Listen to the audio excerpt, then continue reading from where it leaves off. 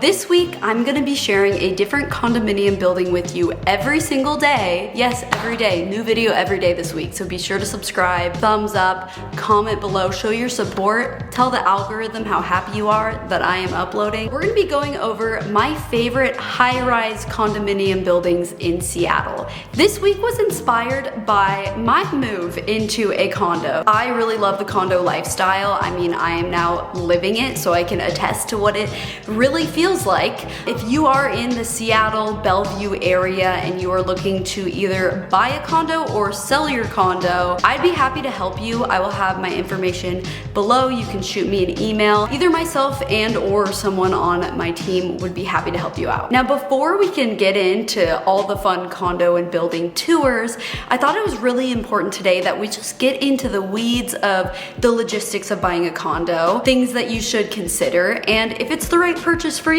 If you are considering buying a condo, you need to watch this video. It is more Seattle specific, so some things might not apply to where you are, and if you need help finding an agent in the city that you're living in, I love playing matchmaker and helping find a good agent as well, so don't hesitate to email me about that too. Now, first, let's talk about buying a condo from an investment standpoint. It's no secret, it's pretty black and white. In the hierarchy of real estate purchases you could make, condos are kind of lower on the list. Single family homes tend to appreciate the most because they really are one of a kind and there's less inventory of them. Townhouses are second, and then we have condos. I do not like to give really general stats on real estate. Townhouses appreciated 18% year over year, or versus condos 5%. Like, that's a general stat that you can get if you look at a website. The problem is houses are so different, buildings are so different. I just don't like to operate that way. But that does give you kind of a general idea of how townhouses versus condos are looking. I just did a quick search and I saw that the townhouse that I purchased in 2019, so far it has appreciated about 13.5%, so it's up about 26%. Versus I did just find also a very comparable condo in the same neighborhood, built around the same year, that appreciated around 10% a year. This particular condo was bought for $400,000 and now is being sold 10 years later for $800,000. That's a really great return still. And on the flip side, I also just found a building that was bought for $400,000, held for 7 years, and is selling for $515,000. Appreciation can really vary so much based on the neighborhood and based on the building. I think the takeaway here is, yes, a townhouse is gonna appreciate at a quicker rate than a condo, but the thing to focus on here is they're both appreciating assets. So while one might be better than the other from strictly an investment standpoint, this is also your home that you're living in and you should like it. So if you don't like townhouses, you don't have to buy a townhouse just because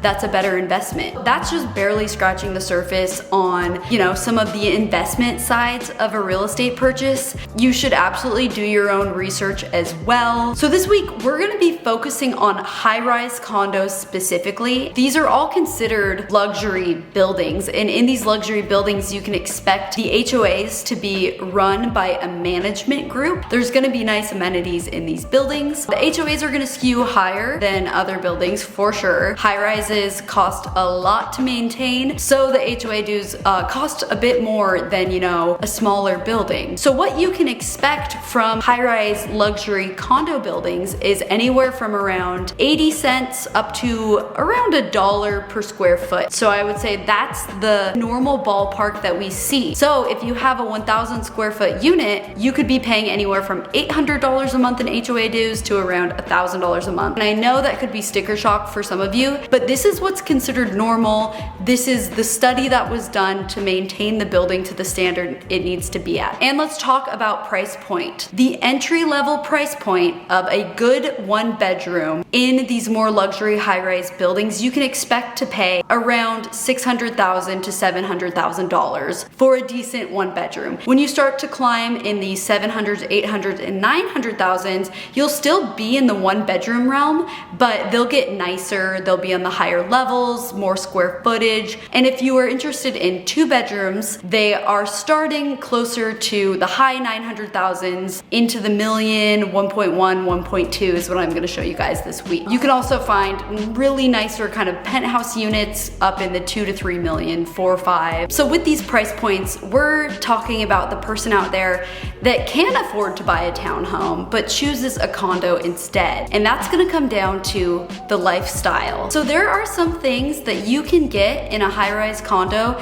that you're just not gonna get in any other living situation in Seattle that I think is really important to touch on. Number one is amazing light all the time. So you see how this unit I'm in right now is so nice and light and bright. Well, let me show you. Today is the most gloomy day we possibly could be having, and it's still this light and bright. There is literally a thick layer of fog over the entire city. I mean, it is just the perfect example of how even when it's extremely gloomy, like if you were in any other type of townhouse or house or anything like that, it would feel like nighttime right now. It would be so dark and dreary, but because, you know, we're so high up and we have so many windows, even though it's a gloomy day, it really does not affect you the same. I know a lot of people are moving from out of state into Seattle and they worry that the gloom and the rain is gonna cause them to be seasonally depressed. If this is something that you worry about and you really are affected by light, then you might want to consider a high-rise condo. On sunny days, you will love it, but even on the most gloomy days, it's still really light up here. For me, that's the biggest pro of being in a high-rise condo. And along with that, you're also getting amazing views. Townhomes are built behind other homes, and you don't get good views. You get views of other homes, maybe of a tree outside, maybe a little bit far away territorial views, things like that. But townhomes, by the nature of the way they were built, they aren't capitalizing on the view. Condos, the whole point of them, right, is you get to enjoy the view. In this condo, you get crazy city views and crazy water views, and it's like this amazing view that just feeds my soul. It makes me so happy being able to look out the window constantly, having amazing light and amazing views. These condos I'm showing you are super low maintenance for you. They even have maintenance teams that will fix a light bulb if a light bulb goes out in your unit. Like, I'm talking so hands off. So it's one of those things you really need to be honest with yourself. And lastly, all of the condos I'm gonna be showing you this week are extremely walkable to so many things. You just get a convenient life. In fact, you guys, I'm gonna be showing you one condo this week that you can order room service to your unit. It is just so absurd, some of the perks that you can get like that. So I hope that helped you kind of figure out if a condo is gonna be the right fit for you to live in. Now, let's talk about the things that you need to watch out for when buying a condo. First, let's talk about HOA dues. No one likes paying HOA dues, but you gotta do it. They are necessary and they serve a very important purpose. The first thing I hear in correlation with HOA dues is the complaint that they don't want high HOA dues because that's just paying for amenities. In many cases, sure, it is paying for some amenities, but a lot of the HOA dues just goes into a reserve account to do maintenance on the buildings themselves. It's not just for the amenities. These HOA dues are extremely important to have. If you didn't have them, that's where you get the problems like the condo building in Miami that collapsed. Their HOA was just a total mess, and it's so sad and unfortunate that that happened. HGTV should make a show about overhauling bad HOAs because there are a lot of bad HOAs out there, and I will get into that later. But if you're interested in buying a condo, you kind of just have to get used to the fact that it's not just your unit, it's not just the amenities, it's HOA dues are there for a reason. They're to take care of the health of the building, which is ultimately taking care of your investment. If an HOA goes bad, you know, it's gonna be harder to sell your unit, it's gonna suppress the price. You don't wanna be in that situation. I've seen the operating costs on a lot of these bigger buildings, and it's in the millions. It's really expensive to upkeep something like a skyscraper. For the median price range of a $500,000 one-bedroom condo in other parts of Seattle that aren't like the luxury high-rises, what I've personally seen is around $500 a month is pretty normal for HOA dues. Any higher, you're starting to enter this territory of, okay, they might have some sort of special assessment or they push their dues higher because they need to make up because their reserves are low. Any lower, and sometimes it's actually too good to be true. Sometimes you'll see HOA dues that say, you know, $200 a month, and you're like, score, this is awesome. But then we look at the reserves of the building, and because everyone's dues are so low, they don't have any money saved. So what that tells us is either everyone's gonna get a big special assessment when maintenance needs to be done, or HOA dues are inevitably going to go up, and they're gonna go up probably a lot. So you definitely need to watch out for these too good to be true moments, these overly high HOAs that mean there might be something up with the building, and then the ones right in between. How do you do that though? Like, HOAs are really hard to navigate. So as a buyer, you receive something that's called a resale certificate. This could be super long. It comes with the budget, it comes with a reserve study, meeting minutes, it comes with all these things that tell you all about the health of the building, how much money they have, and it also comes with a lot of legal jargon. So it can be really hard to navigate that, and that's where you do need a good real estate agent to help decipher all of this for you. And if you want to buy a condo, the number one term you need to know is special assessment. Comment special assessment below so I know you're still watching this video, and I might respond to you if I have free time and I'm not showing people around. A special assessment is when maintenance needs to be done on the building, but there's not enough reserves in the reserve account, so everyone immediately gets billed for that maintenance that needs to be done. That is the special assessment that is now on your unit. So what this could look like, a very realistic example is, let's say Queen Anne High School. I love that building so much, but they have single pane windows. And let's say tomorrow a tornado hit Seattle and just blew out all of the windows in the building, and all of them needed to be replaced. There's 137 units in Queen Anne High School, and let's say they get a bid to replace all of the windows, and the bid is $2 million.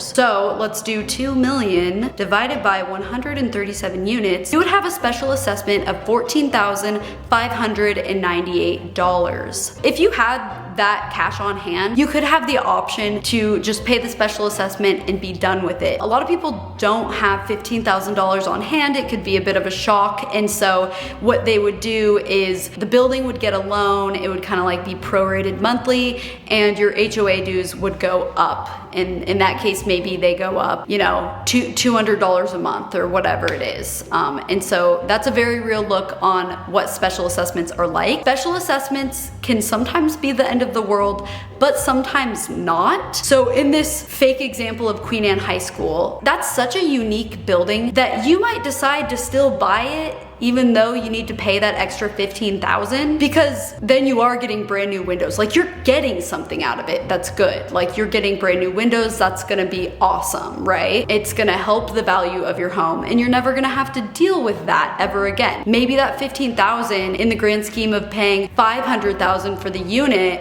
you're okay with that. And that's such a special, unique building, you're kind of just faced with it. It's like, do you want to live in Queen Anne High School? At what cost? Or do you not? In other cases, you know, you just find a building that you kind of like, but it's a dime a dozen. There's a lot of buildings like it, and it has a special assessment of like $10,000. And in that case, you might say, you know what? I'm not dealing with this special assessment. On to the next condo. Like, I can find one just like that.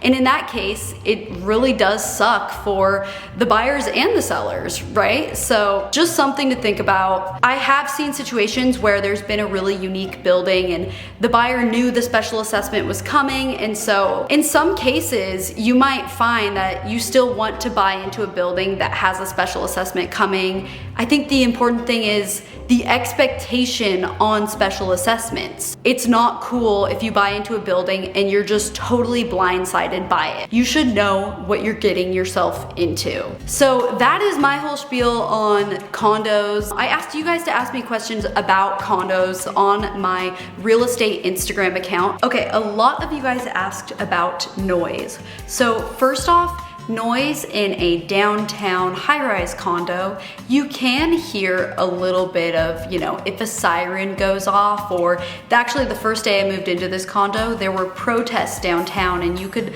kind of hear a little bit of that stuff. Like only really loud street noise can you hear a bit of. It's nothing too crazy. Like at night, it's not so loud that it's waking you up. Like in general, basically, unless there's a protest or a siren or a seagull right by my window flying by cawing at me, then I don't hear anything at all. If you open the windows, you can certainly hear all the street noise perfectly, but these windows, they cut out so much sound. As far as the interior of the unit, that's really gonna vary building by building. Apartments are paper thin. Condos are definitely built differently. The one I'm in right now, it actually doesn't share any walls. Like the way it's built, there's so much space in between. I don't hear anything. I don't hear footsteps from neighbors, and I know there is someone above me.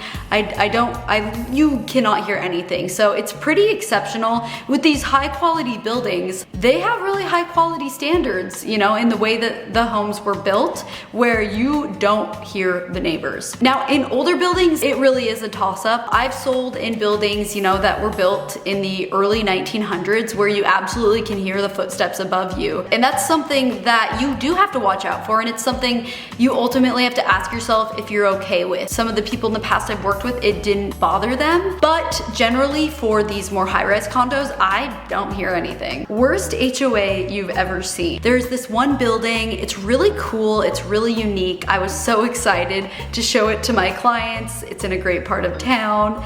And of course, they loved it. So I asked for the resale certificate, and the building had $7,000 in their reserves.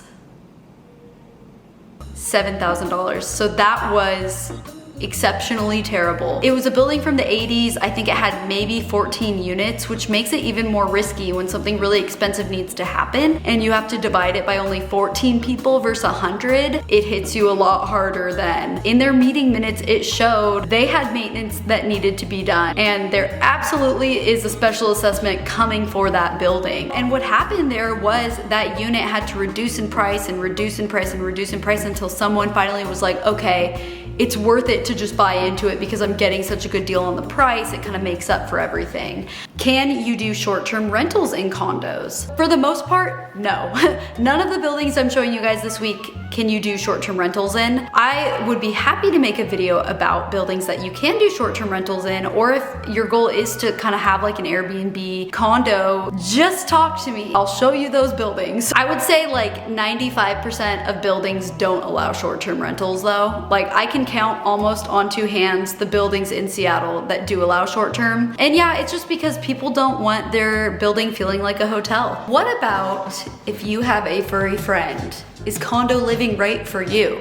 Well, here in Seattle, the newer buildings are so dog friendly. Many of them have dog wash stations and dog runs, like little potty areas, so you don't have to go out at night on the streets downtown, you know what I mean? Like you can take them to the potty room that's typically covered inside of the building. It is common that they do have some breed restrictions, but overall, Seattle is one of the most dog-friendly cities in general. So I think that about does it for the start of condo week. If there is something I somehow did not cover and you still have a question about condos, leave it in the comments and I will try and get to answering it. Thank you guys so much for watching. Subscribe to this channel if you're not subscribed, and be sure to come back tomorrow to kick off the tours. We're gonna be checking out the biggest condo building in Seattle that has some of the craziest amenities. All right, I'll see you guys tomorrow. Bye.